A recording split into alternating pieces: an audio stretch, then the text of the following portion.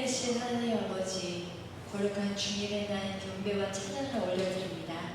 기쁜 마음으로 찬양하며 이 시간 주님이 함께해 주시기를 기도합니다. 우리 안에 오직 주님을 사랑하며 말씀을 사랑하는 믿음 마음으로 예배하기를 원합니다. 예수 그리스도의 이름으로 기도드립니다. 아멘. 할렐루야. 저희 이 시간 찬양을 드리는 시간 갖겠습니다. 저희 첫 찬양은 지난주에 저희 기도 찬양을 했던 말씀 앞에서 다 같이 찬양했습니다. 다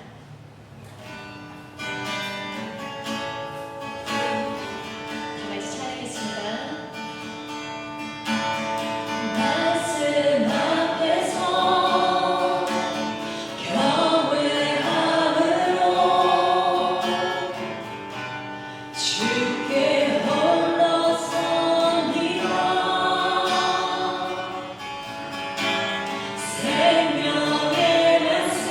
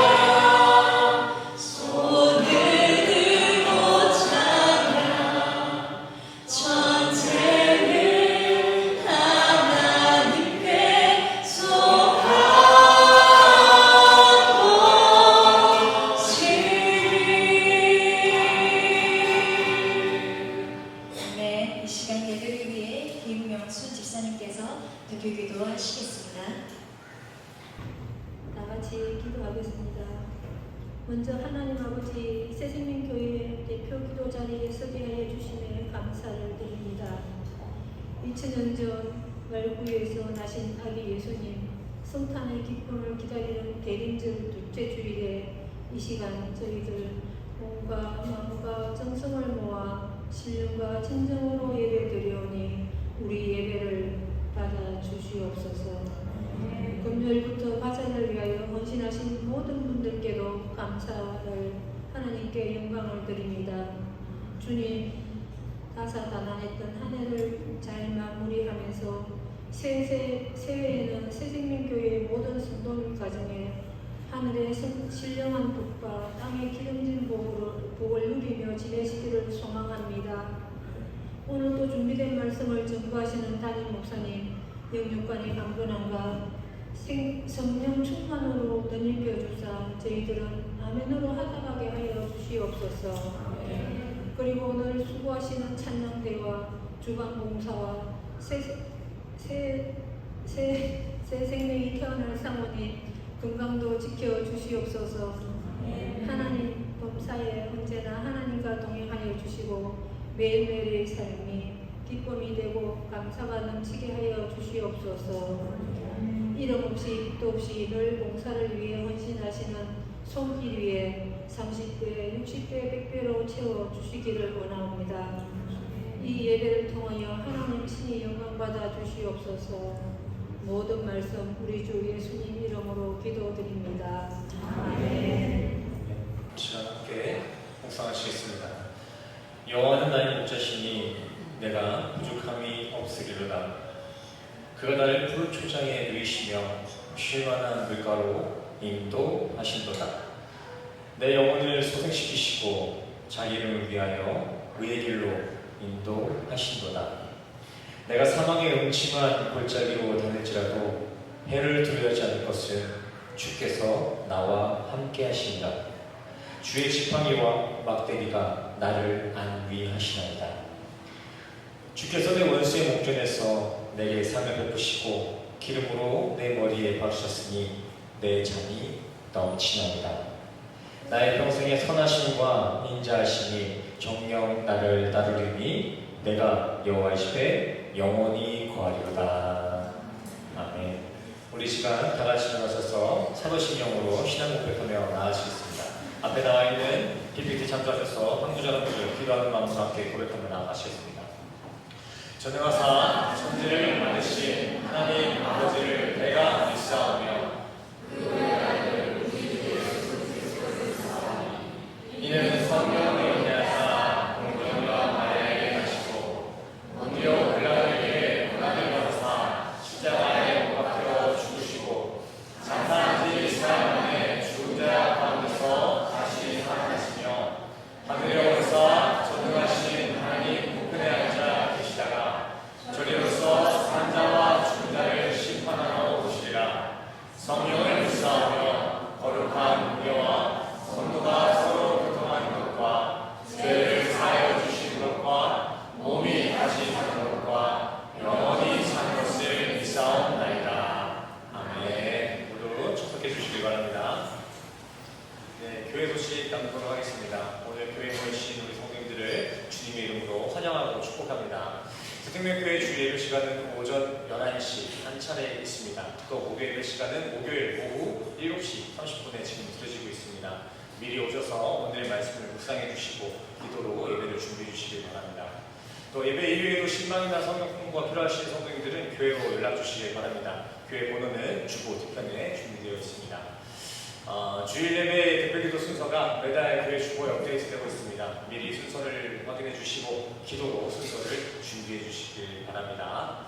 새생명교회 주보는 이제 QR코드로 지금 전환됐습니다. 모바일로 전환됐습니다. 들어오시는 길에도 QR코드가 적혀 있고요. 중간중간 PPT 저 왼쪽 하단 부분에 QR코드가 나오니까 필요하신 분들은 QR코드로 주보 함께 참여해 주시길 바랍니다.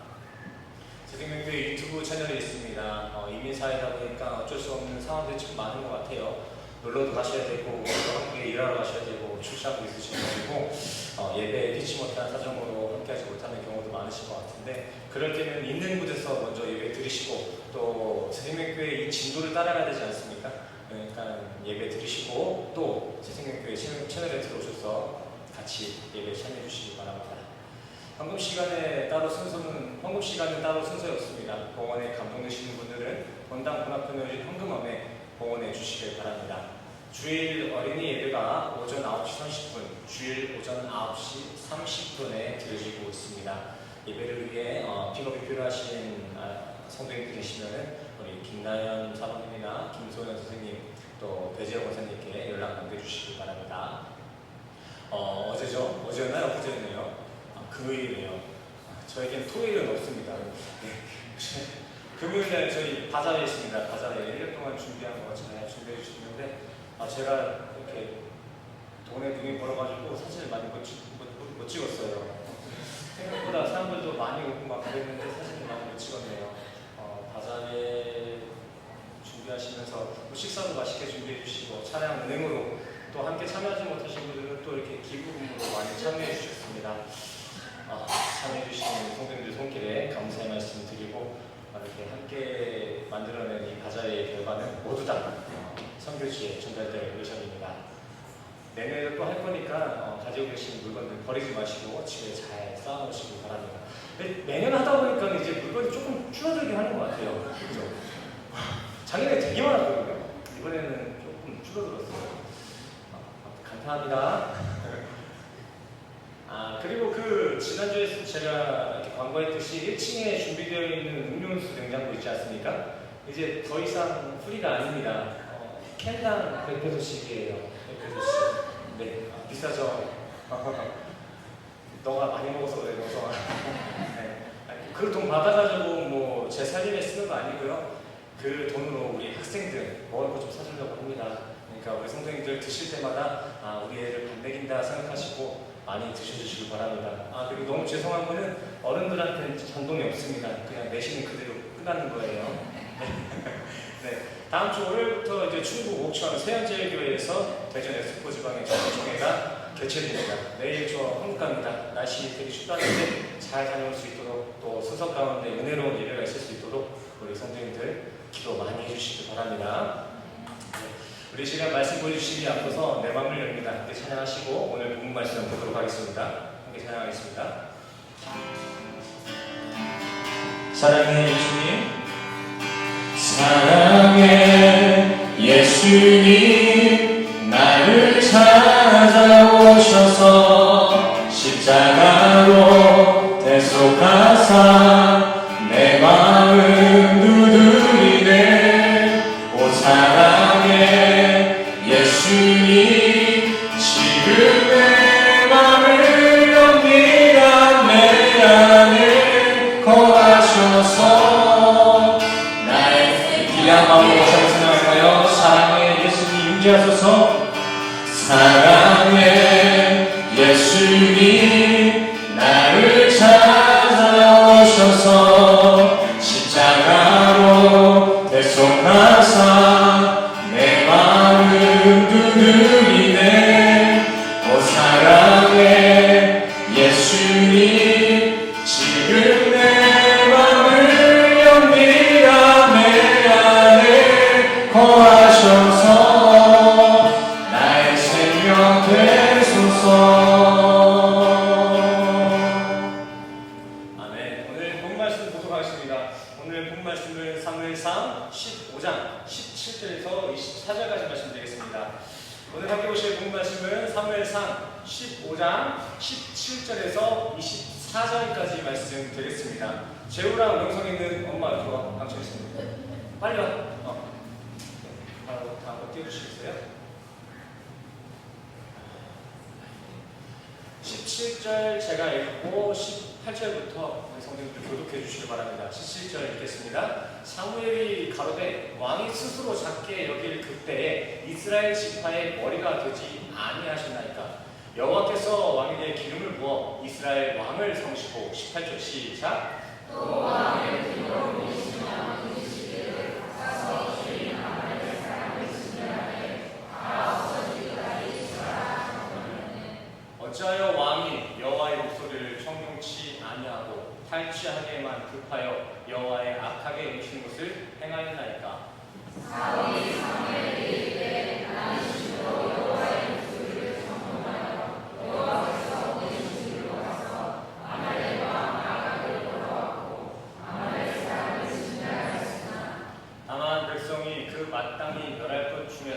가장 좋은 곳으로 비가 돼서 당신의 하나님 여호와께 제사하려고 양과 소를 취하였나이다.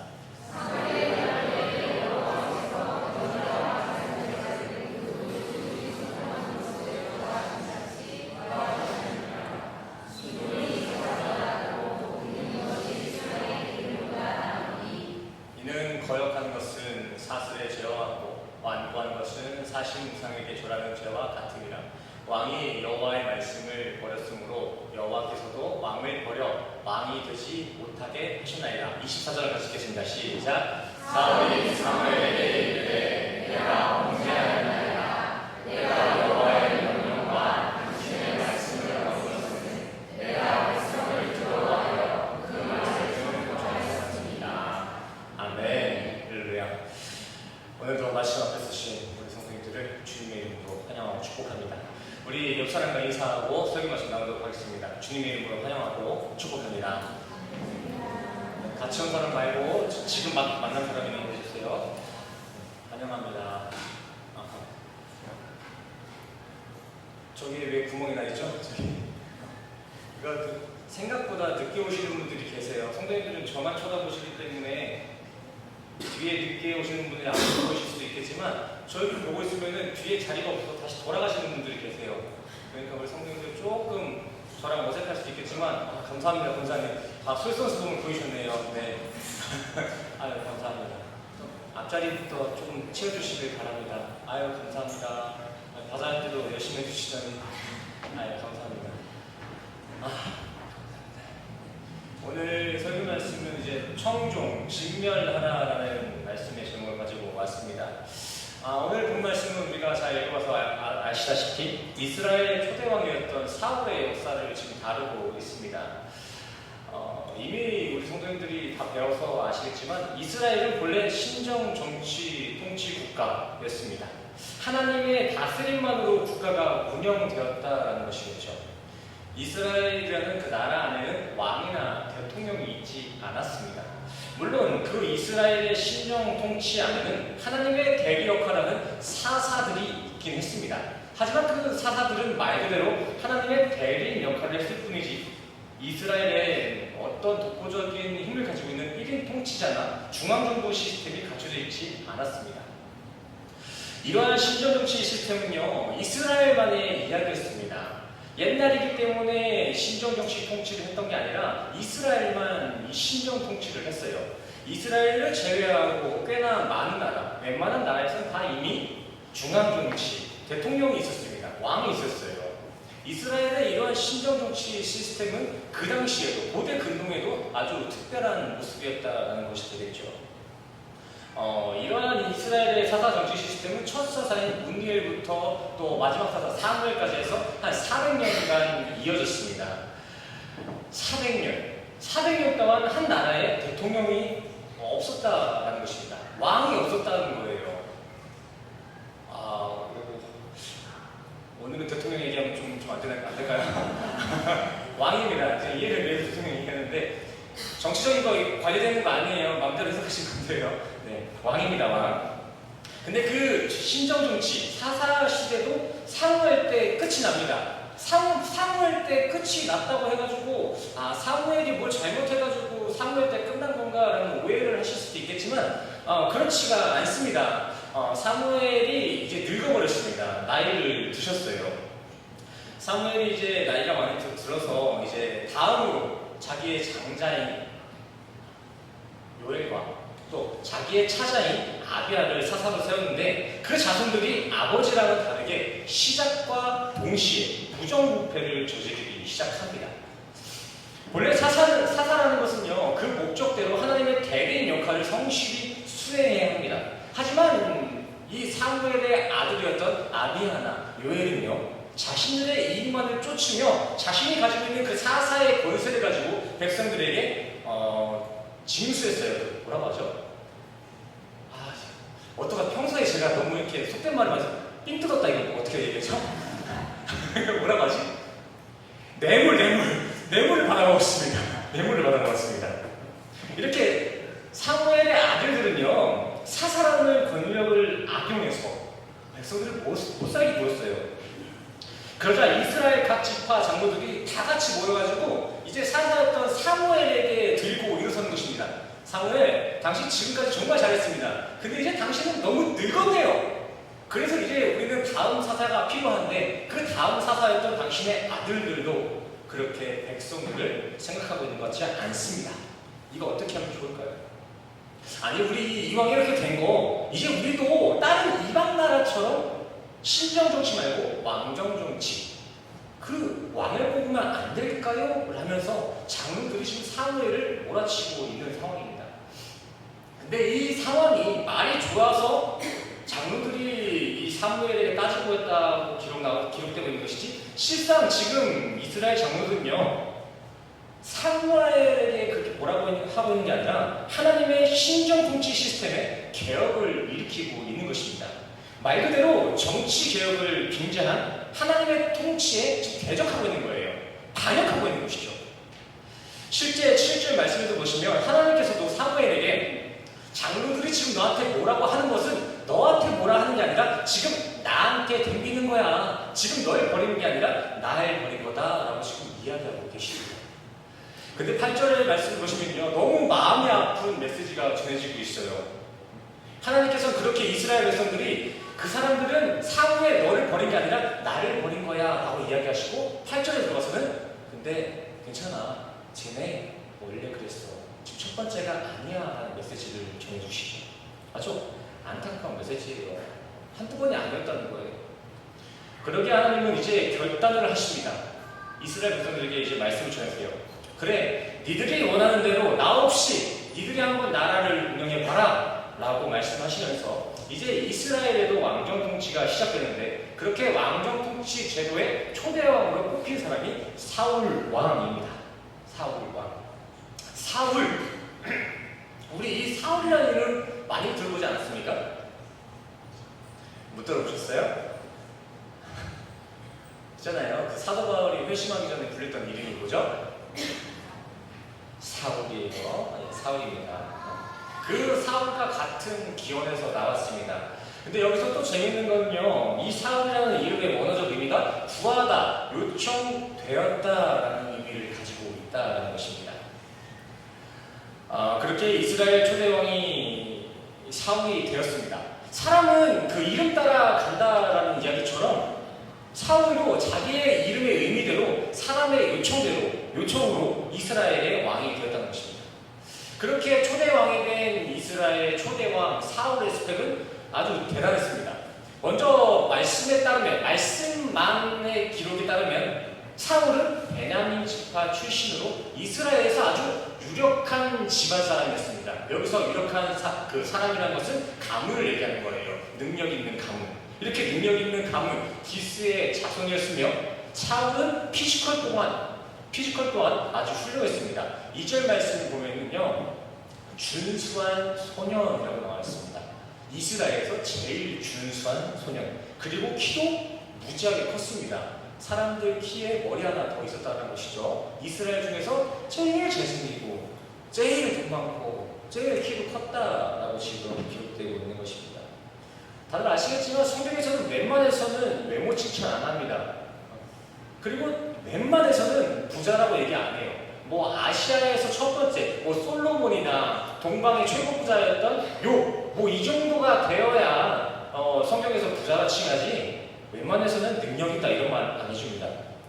한번 사울을 한번 이미지화 시켜봤으면 좋겠습니다. 사울은 대략 이렇게 차은우 얼굴에 돈도 많은, 키도 큰 이런 인물이라 생각해 주시면 좋을 것 같습니다. 제가 예배 시간 때마다 자꾸 이 친구 데리고 오는데 이 사람 좋아해서가 아니라 아는 사람이 이 사람밖에 없어요. 요즘 사람이. 차은우 잘생겨죠? 그냥 한번 이미지화 시켜주세요. 아, 저렇게 생겼는데 저러신 분이 왕까지 되신 것입니다. 이렇게 출신도 훌륭해, 키도 커, 잘생겼어. 사울은 고대 변동 시대 기준에서는 아주 조금 더 손색이 없는 리더의 자격을 갖추고 있는 사람이었습니다. 그리고 9장 21절 말씀을 보면요, 이렇게 생기고 이렇게 잘생겼는데 겸손하기까지 합니다. 착해. 걷다가 또 부모님 말도 잘 들어. 효자예요, 효자. 1등 신부감이죠? 신랑감이죠? 아닌가요? 제가 몇 번 들었었는데 요즘에 효자가 이렇게 좋은 조건은 아니라면서요. 어쨌든 간에 이렇게 사울은 완벽한 조건을 가지고 이스라엘의 왕이 됩니다. 근데 그렇게 완벽해 보였던 사울이 금방 폐위가 돼요. 아니 어쩌다가 이 완벽해 보이던 왕이 폐위가 됐을까요? 조건 하나 빠지지 않았던 그 왕이 된 지 얼마 안 돼서 폐위의 명령이 고지됩니다. 왜 그랬을까요? 정치를 잘 못해서? 그쵸? 잘생겨도 정치 못하면 쫓겨나야죠, 그죠? 근데 그렇지가 않습니다. 사울은 왕으로 즉위하자마자 당시 강대국이었던 암몬과 블레셋, 아멜렉 전부 다 그냥 쓸어버렸습니다.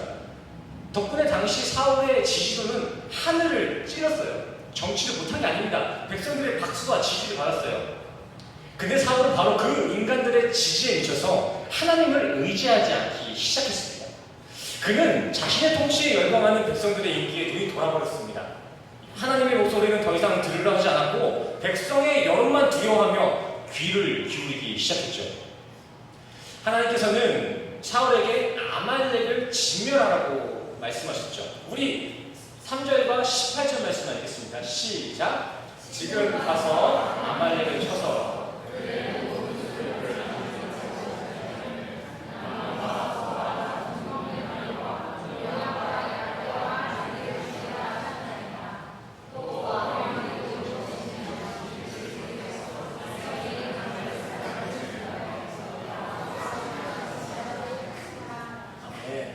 하나님께서는 이스라엘의 왕이 된 사울에게 진멸 명령을 하셨습니다.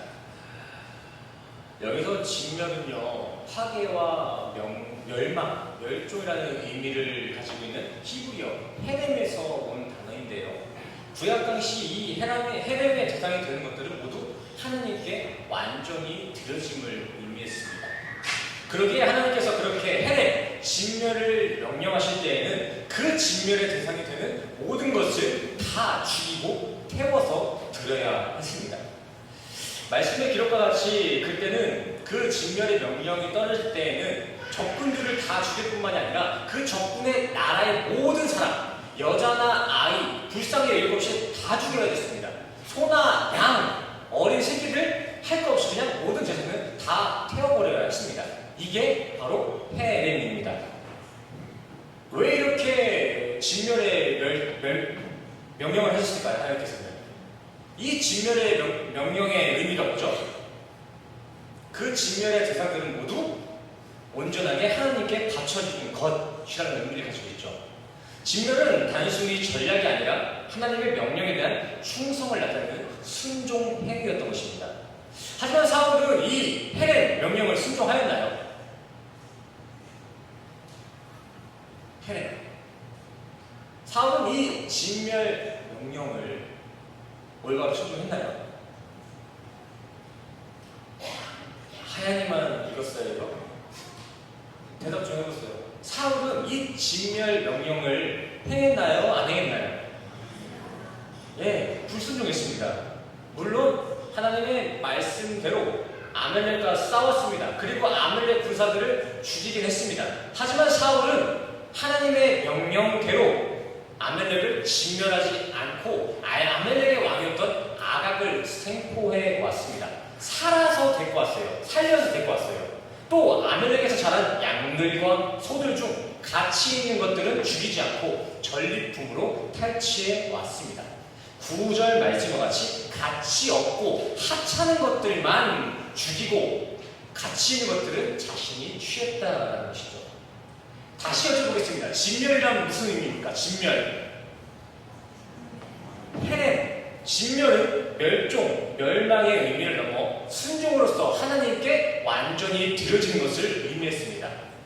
내용을 정리해보자면 이 말은 즉 사울은 지금 가장 좋은 가축들, 기름지고 좋은 것들은 자기가 다 가져가고 거기에서 남은 하찮고 가치 없는 것들만 하나님께 헤렘으로 드렸다라는 것입니다.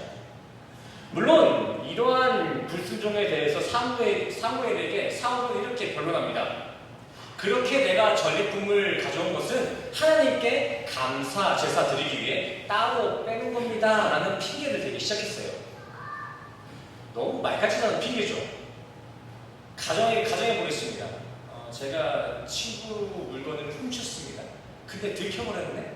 그랬을 때 제가 핑계를 대는 거예요. 아, 나는 이걸 훔친 게 아니라 네가 잃어버릴까봐 내가 맡아준 거야. 뭐 이런 핑계를 대는 이미지를 상상해 주시면 좋을 것 같아요.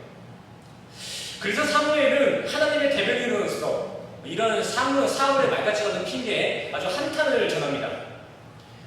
당신이 앉아있는 그 왕의 자리는 하나님이 만들어 놓으셨다는 것을 잊으신 것입니까? 근데 왜 당신은 그런 하나님의 명령을 따르지 않으신 겁니까? 그리고 또 뭐라고 얘기했었습니까? 하나님을 위해 하나님의 명령을 어기면서까지 전리품을 남겨왔다고요.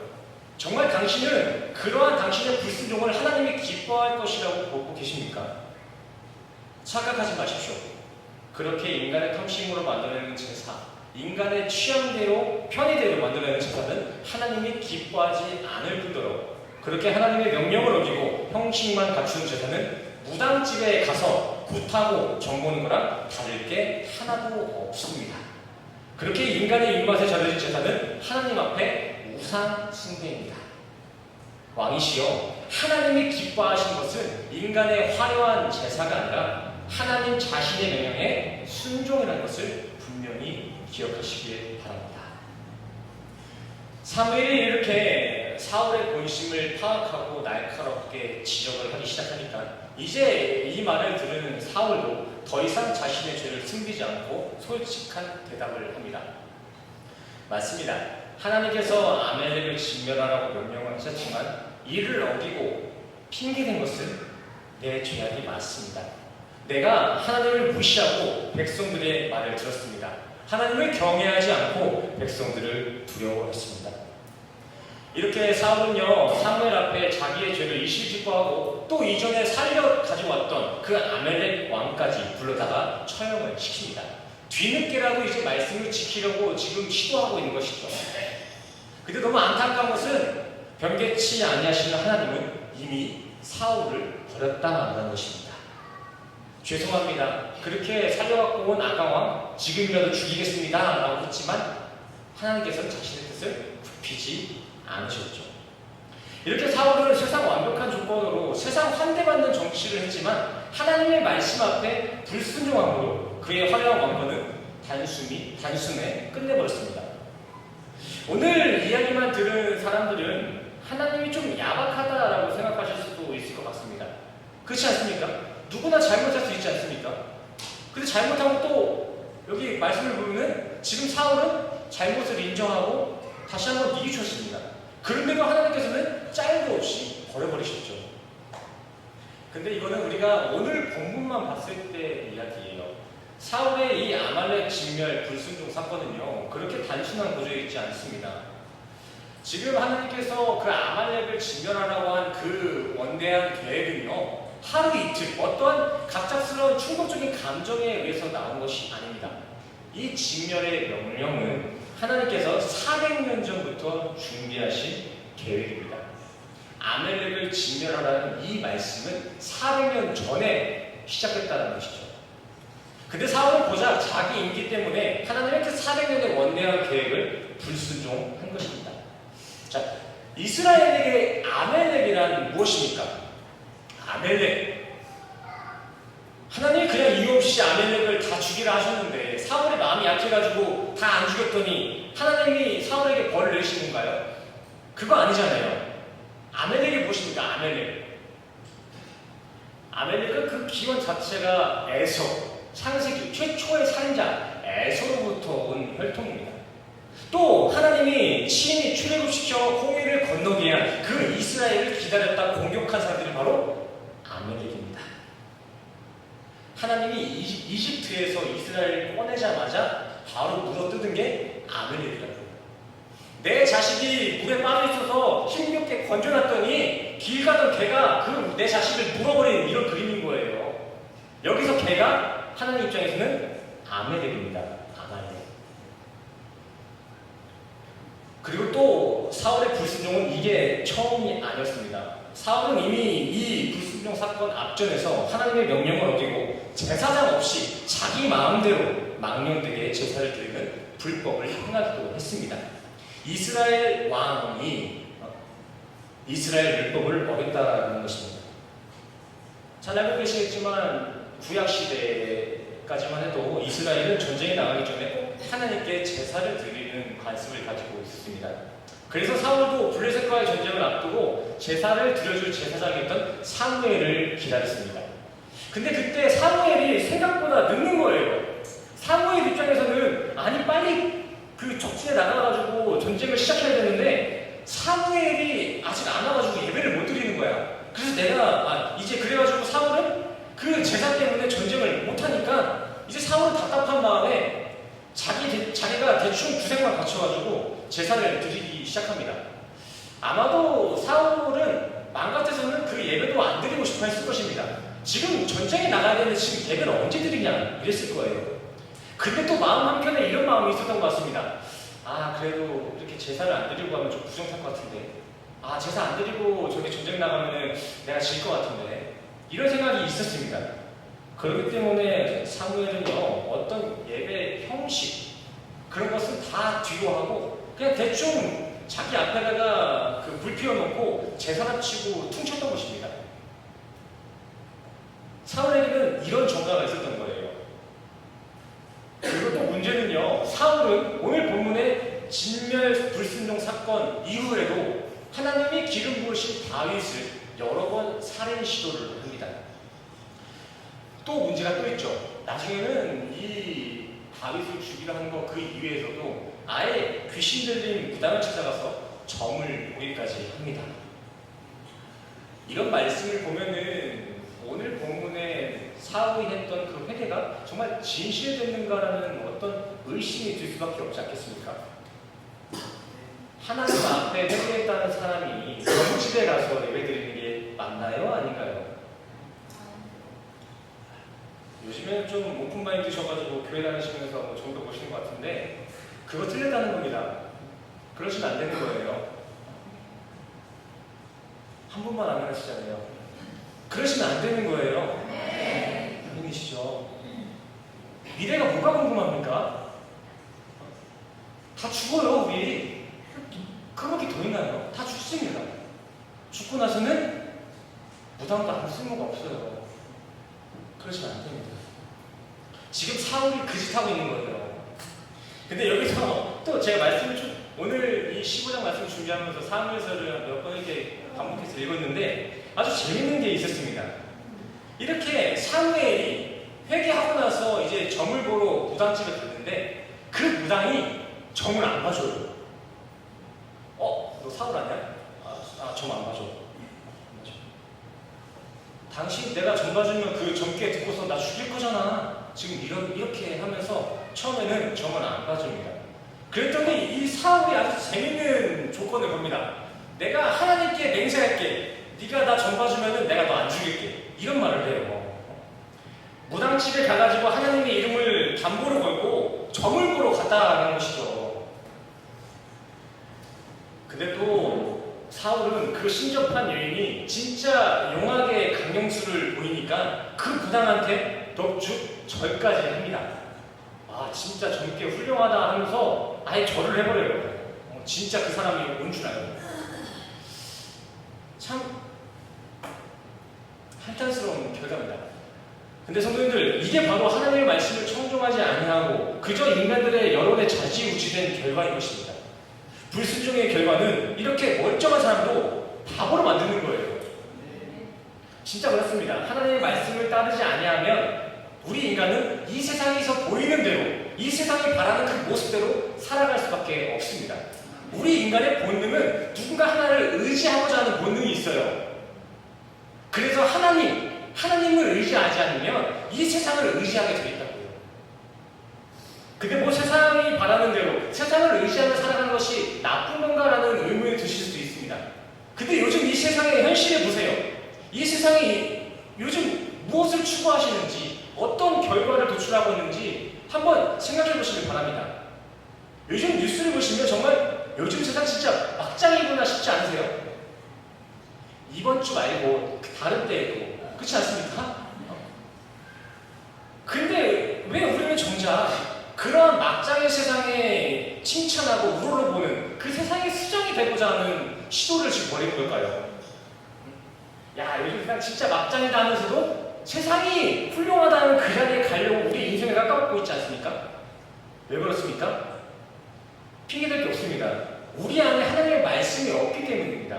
우리가 하나님의 말씀이 아니라 세상을, 인간들의 평판을 의지하고 있기 때문이에요. 하나님의 말씀을 경외하기보다 사람의 평가를 두려워하고 있는 것이죠. 우리 주변을 한번 둘러보십시오. 사회생활 하는 데는 다들 혈안이 되어 있습니다. 1시간 30분까지 이렇게 아껴가면서 잠도 안 자고 정말 바쁘게 살아가죠. 제가 이번 주에 다큐멘터리 한 편을 봤는데 거기서 그 열심히, 요즘 초등학생들도 공부를 진짜 열심히 하더라고요. 시간표 계획을 짜보니까 6시에 일어나가지고 그 다음 밤 2시에 주무셔요. 초등학생분들이. 근데 생활하는 걸 보니까 분 단위로 쪼개져 있어요. 분 단위로. 3분 휴식, 4분 때는 무슨 영어 단어 듣고 뭐 효과적인 게 있나 봐요. 이렇게 분 단위로 자신의 그 학업의 일정이 쪼개져 있습니다. 엄청 힘들게 살아요. 근데 더 비극적인 거는요, 우리 아이들이 열심히 공부하는 걸 돕기 위해서 전에는 자양강장제, 비타업을 줬잖아요. 요즘에는 그거 이상의 것들을 먹인다고 해요. 처음에는 학원과에서 그런 그 자양강장제 이상의 역할을 하는 그 음료들이 불법적으로 성행했다고 합니다. 그리고 또 부모님들도 처음에는 그건 아니지. 우리 아이한테 마약이거든요. 마약 같은 거는 먹여서 안 되지라는 그런 인식이 있었대요. 근데 요즘에는 부모님들이 우리 아이들이 마시는 그 안에 마약이 있는 걸 알면서도 먹인대요. 왜요? 성공해야 되니까, 성공해야 되니까.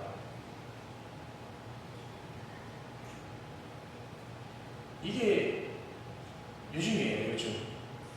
성도 잘 받겠다고 이렇게 자신을 죽여가면서 1분 1초를 아껴가면서 살아갑니다.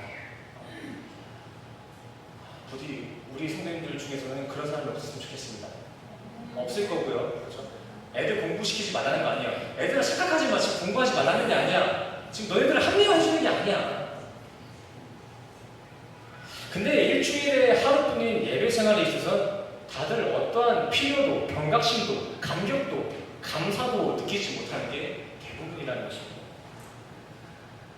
이런 핑계 많이 내시더라고요. 너무 바쁩니다. 제가 지금 너무 바빠가지고 예배 드릴 시간이 없습니다. 착각이죠, 착각. 사람들이 정말 크게 지금 오해하고 있는 것이 있습니다. 우리 인간은 바빠서 신앙생활을 못하게 되는 것이 아니라 신앙을 잃었기 때문에 세상에 정신이 팔리는 것입니다.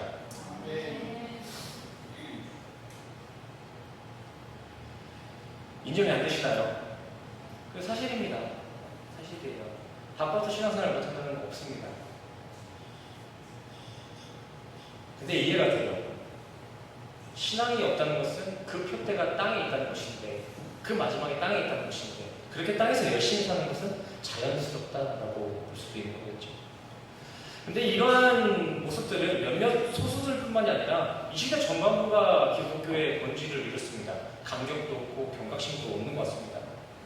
예수의 피로 지켜진 이 교회가, 이 성도의 정체성이 언제부턴가 하찮게 여겨지기 시작했습니다. 주일날 그저 할 거 없이 심심할 때 나오는 교회, 밥 먹으러 오는 곳, 친구 만나러 오는 곳, 할 거 없을 때, 오늘은 좀 일찍 일어났네? 할 거 없을 때 그렇게 오는 것이 교회가 됐습니다. 그렇지 않습니까? 성도님들, 혹시 오늘 본문을 함께 교제하시면서 좋은 건 다 자기가 가져가고 옳은 거, 후진 것만 하나님께 해됨으로 드렸던 그 사울의 기만을 정죄하지 않으셨나요? 어떻게 하나님께 제물을 드리는데 그렇게 옳은 것만 갖다 드리냐 생각하셨어, 안 하셨어요? 생각하셨죠? 근데 너무 그럴 거 없습니다. 하나님이 샤선된 우리의 인생이 바로 사울의 역사인 것입니다. 내가 할 일 다 하고 시간 남을 때만 예배드리고, 내가 쓰고 남은 것만 헌금 드리고, 내가 기분 좋은 날만 하나님 말씀대로 행하고 친절 베풀고 사랑하는 것, 이게 바로 사울의 모습 아니겠습니까? 이 성경은요, 너네 얘기하고 있는 게 아니에요. 나와는 상관없는 옛날 사람들의 그 역사책이 아닙니다. 이 성경은 오늘 살아가는 나의 현실을 적나라하게 보여주는 영적 거울이에요. 거울. 내 얘기라고요. 이 성경은 내 얘기, 내 속 얘기.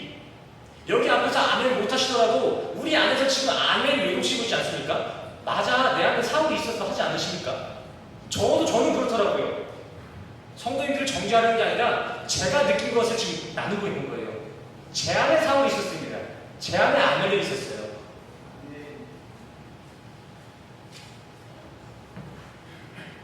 성도님들, 우리 인생이라는 건 우리가 보기엔 사울처럼 잘 살고 있는 것 같고 또 잘 살기에 충분한 조건을 갖춘 것처럼 보일지도 모르겠지만 우리 안에 아멜렉으로 존재하고 있는 나의 탐심과 나의 정욕을 진멸하지 않으면 우리도 사울처럼 망할 수밖에 없습니다. 지금 우리의 형편이 아무리 훌륭해도 우리 안에 말씀이 없으면요, 순종이 없으면 결국 망할 수밖에 없습니다. 그냥 사업이 조금 기울고 자식 간의 관계가 무너지는 이 정도가 아니라 진짜 망해요. 조금 시니컬하게 지옥 갑니다. 암만 이 땅에서 잘 먹고 잘 살아도 착하게 살아도 말씀 없으면 망하는 겁니다.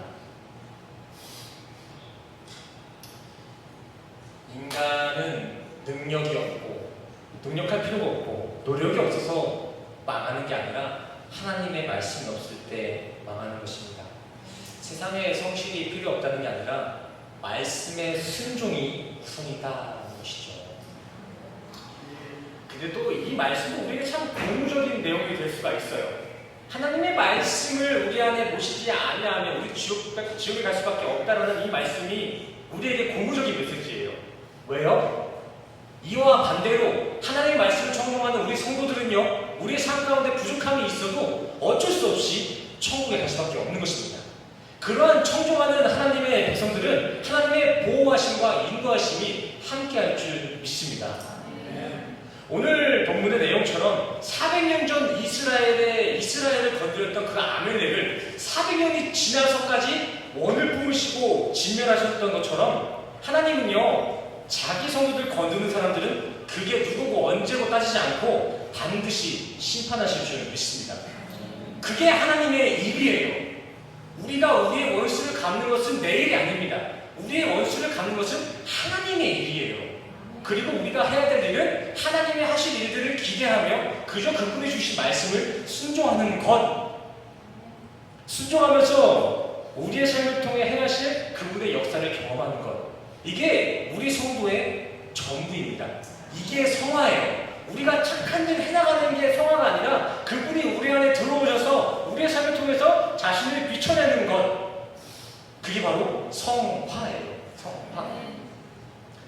저는 우리 성도님들이 세상의 1등이 되기보단 하나님의 자녀됨을 자랑할 수 있는 성도, 세상의 칭찬보다는 세상의 욕을 먹더라도 하나님의 말씀을 끝까지 청종할 수 있는 그런 순전한 믿음의 성도, 그렇게 하나님만 믿고 세상에 겁없이 복음대로 살아갈 수 있는 성도, 그런 성도가 우리 새생명교회 성도님들이 될 수 있기를 간절히 소원합니다. 하나님은 그렇게 세상 멋진 형식을 차리는 것보다 진심 어린 성도의 순종을 기뻐하십니다. 마지막으로 계산 하나만 하고 마치도록 하겠습니다. 2 곱하기 2는 몇일까요? 헷갈리세요? 5 곱하기 5는 몇일까요? 120 곱하기 50은 몇일까요? 어려운가요? 그러면 조금 더 큰 숫자로 넘어갈게요. 15 곱하기 0은 몇일까요? 0입니다. 이와 같이 우리의 행위가 아무리 15억의 가치가 있다고 해도 우리의 삶에 하나님의 말씀에 대한 순종이 되어지지 않으면 이전 우리의 행위들은 아무리 10억의 가치가 있든 100억의 가치가 있든 하나님 앞에 어떠한 가치도 없다는 것입니다. 아무리 우리의 숫자가 커도 하나님이라는 그 1이라는 그 하나님의 숫자가 더해지지 않으면 우리는 아무것도 되는 게 없는 거예요. 0이에요, 0. 저는 우리 성도님들의 삶이 예수를 더디고 우리의 삶이 예수의 피와 곱해져서 측량할 수 없는 가치를 누릴 수 있기를 간절히 소원합니다. 아멘. 아멜렉은요, 옛날 역사가 아니라 우리 안의 탐심입니다. 사울은 옛날 초대 왕뿐만이 아니라 우리가 가지고 있는 인간의 탐이 바로 사울입니다. 우리 안에 아말렉이 있고 우리 안에 사울이 있습니다. 그러니까 우리 내 마음대로 사울 같은 내 본성대로 살지 말고 하나님 말씀대로 살 수 있는 우리 성도 되시기를 간절히 소원합니다. 우리 옆 사람과 인사하고 마치겠습니다. 내 마음대로 살지 말고 말씀대로 살아갑시다.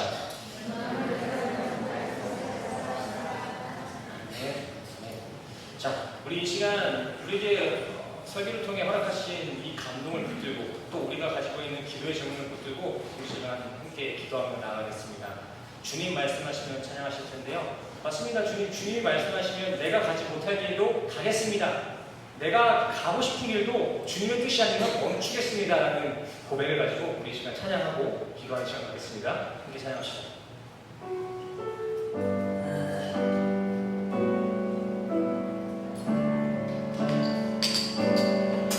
주님 말씀하시면 내가 나아가리라.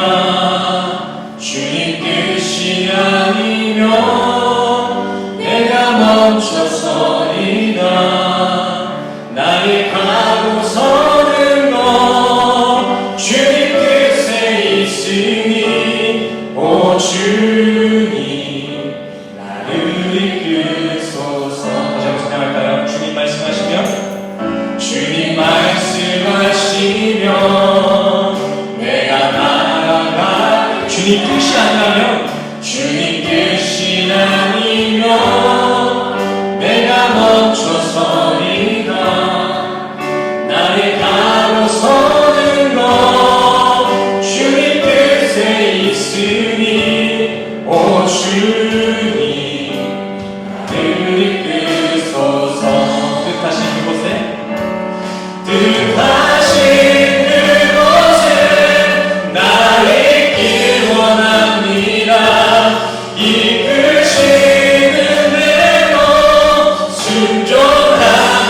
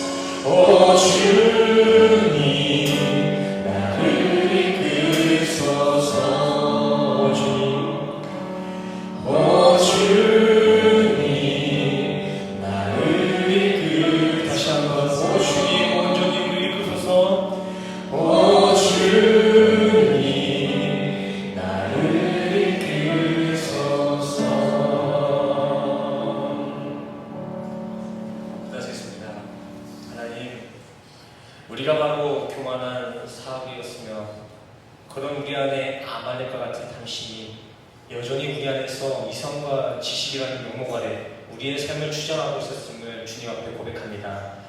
이 교만과 탐심은 인간의 자연스러운 본능 정도가 아니라 하나님 앞에 불순종이 되는 것인 줄 알고 이 시간 주님 앞에 탄식하며 우리의 탐심을 회개하는 마음으로 주님 앞에 위탁합니다. 이렇게 진실한 회개로 나아가는 우리 성도들에게 성령의 검과 함께 하셔서 여전히 우리 안에 도사리고 있는 탐심의 아말렉은 모두 도말되게 하여 주시옵소서. 주님의 말씀 이외에 우리의 삶을 주장하고 통치하려는 모든 악한 마귀의 권세를 모든 주님의 이름으로 진발하여 주시옵소서. 완전히 주님의 말씀만이 우리의 삶을 통치하게 하여 주시옵소서. 또한 주님, 이 시간 본래 아말렉과 같은 이 죄인된 우리 인생들까지도 십자가로 용서해 주시고 주님 앞에 나아갈 수 있는 은혜를 허락해 주심에 감사를 드립니다. 그 은혜가 너무나 감사하여 우리도 우리의 목숨과 같은 소중한 시간과 물질들을 거룩하게 구별하여 주님 앞에 봉헌하며 나아갑니다. 지금 들어지는 이 봉헌은 우리의 삶의 일부일 뿐입니다. 하지만 이 일부의 중심을 관찰하시고 이 일부라는 통로를 통해 우리 삶의 전체에 당신의 선하심과 신실하심을 거룩하게 전달하여 주시옵소서. 우리 성도들 이제 다시 한 주간을 살아갑니다. 죄 많은 내 육체의 본성대로 살지 않게 하시고 영원히 거룩하실 당신의 말씀에 순종하며 살아갈 수 있는 거룩한 한 주로 우리 성도들을 안전히 인도하여 주시옵소서. 나의 기쁨을 구하며 살아가기보단 하나님의 기쁨에 순종을 사모하는 우리 성도들의 인생을 안전히 보호하시고 선하게 천국까지 인도하실 줄 믿사오며 감사드리며 예수 그리스도 이름으로 간절히 기도드렸습니다. 아멘. 할렐루야. 우리 마지막 찬양 기대 찬양, 우리 다 같이 일어나셔서 기대 찬양 함께 찬양하시겠습니다. 우리의 삶을 통하여서 이루실 그 하나님의 일하심을 기대하는 마음으로 함께 찬양하시고 축도로 예배를 나아가도록 하겠습니다.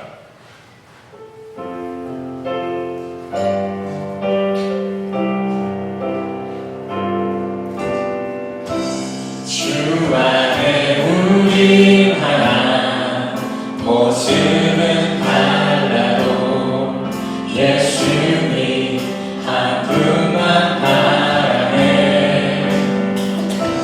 사랑과 선행으로 서로를 격려해 단순함으로 보듬어 가리. 주님 우리 안에 함께 하시니 형제자매의 기쁨과 슬픔 느끼네.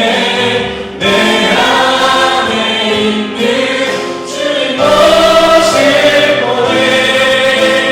그분 기뻐하시네. 아멘. 주님 우리의 손안에서 일하시옵소서. 주님 우리 통해 계획하시니 부족한 입술로 찬양하게 하시니. 주님 우리 통해 계획하시니 너를 통해 하시니.